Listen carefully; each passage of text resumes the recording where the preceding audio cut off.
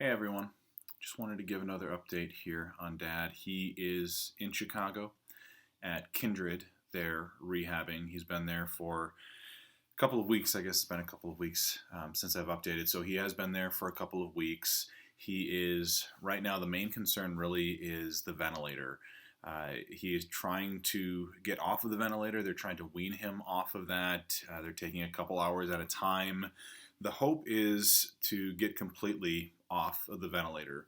Uh, he is uncomfortable when they're trying to do this, but it's really important, and we're trying to stress to my dad how important that is because things like his speaking valve.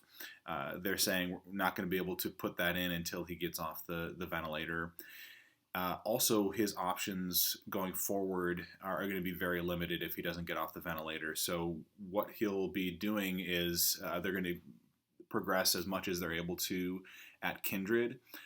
The ventilator has supposedly caused an issue getting him accepted to Shirley Ryan, which would be a place for additional rehab in Chicago. We are waiting to hear back as to whether or not they are going to accept him. We're praying that they do. I think he could use the extra attention and care and push to get off the ventilator. If not, or even if he goes to Shirley Ryan, the next step after that is going to be an assisted living facility.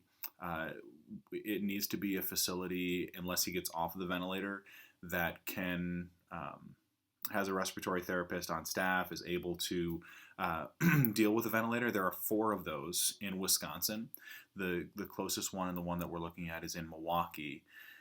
And that would be, unless he gets off the ventilator and things improve, that would maybe be the permanent place for him. And that's just, I mean, the prognosis with what he has and the struggles to to get off the ventilator and so forth are creating a lot of issues where that seems to be a likely outcome unless things really start to improve. That would be where he's at. So other than that, he had been dealing with fevers and bed sores and some other things. Those things have subsided, so we're thankful for that.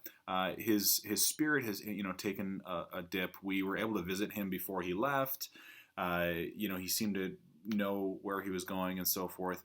Recently, this week, we've had FaceTime set up, and he has not wanted to talk. I had one set up with him on Thursday, and the nurse said literally 20 minutes ago he wanted to talk, but now he just doesn't want to. So I can't pretend to know what's going through his mind, but I think that the major prayer here is that he would fight. I think that a lot of this does have to do with his will, and certainly he has a ton of willpower when he wants to do something, and so I think he needs to realize how much there is to push for and what's at stake here, and we're trying to communicate that to him when we're able to speak to him. So that is really it right now. So he's going to be discharged February 9th.